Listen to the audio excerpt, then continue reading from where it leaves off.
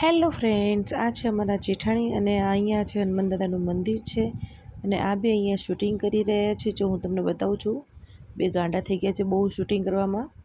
તો જુઓ અહીંયા બધા હિંચી રહ્યા છે.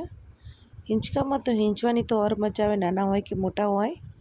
અને જો બધા છોકરાઓ મસ્તી કરી રહ્યા છે, અહીંયાથી દોડ કરી રહ્યા છે. પછી જ પડી જાંબુ ઉપર નજર, તો બધા જાંબુ આગળ ગયા છે જાંબુ ખાવા માટે.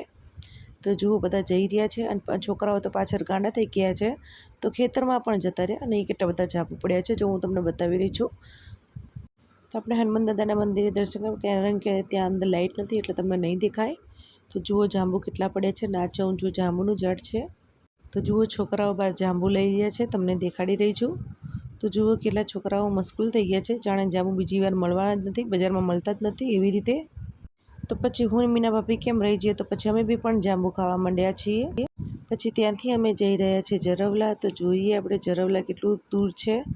ત્યાંથી જોઈએ રસ્તામાં, ઓહો બહુ ફાસ્ટ જઈ રહ્યું છે ગાડી, અને વાતાવરણ તો કેવું સરસ લાગી રહ્યું છે.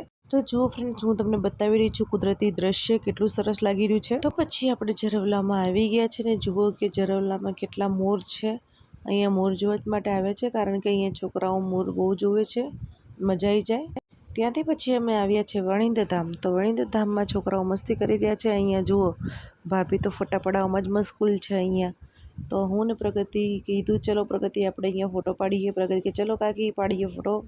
તો ફોટો તો નહીં પણ વિડીયો તો જરૂર ઉતારી દીધો છે અહીંયા. અને અમારો છોકરો જો ડ્રેસ મેળી રહ્યો છે. તો આજનો વ્લોગ અહીંયા પૂરો થાય છે. બાય, જય શ્રી કૃષ્ણ.